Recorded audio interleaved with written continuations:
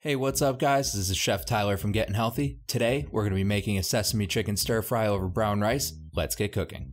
Dishes like this are easier to make when all the ingredients are ready to go. So I'm going to start off by cutting the carrots on a bias, then the broccoli and the florets, dicing the red bell pepper, slicing the scallions, dicing the onion, slicing the garlic, and finally, mincing the ginger. With the vegetables ready to go, let's work on the chicken.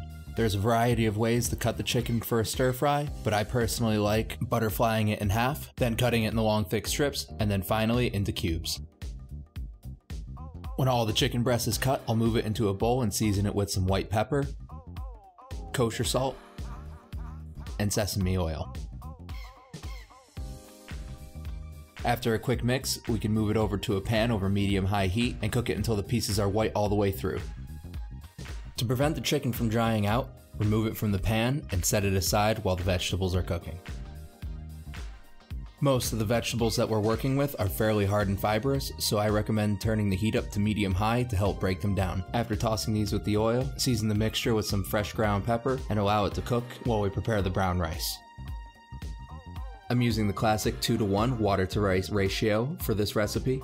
In addition, I like to add cinnamon, bay leaf, star anise, and some black pepper. These ingredients will help add some much needed flavor to the rice. With the rice covered and cooking, we'll finish the rest of the stir fry. First I'll add in the garlic and ginger, then the broccoli.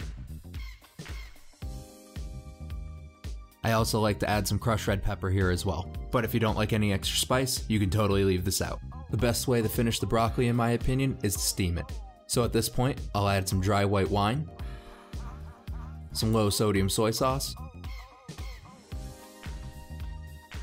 a tablespoon of sesame or tahini paste, and lastly, a little honey. And at this point, we're basically done. I'm going to add the chicken back into the pan and then check on the rice.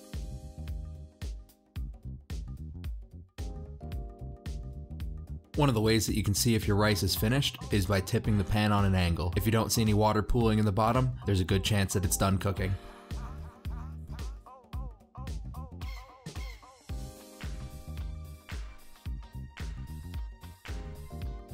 My favorite thing about this recipe is how much it makes in such a short amount of time. With a little green onion and a sprinkle of sesame seeds, you'll have a delicious and healthy meal prepped out for the whole week.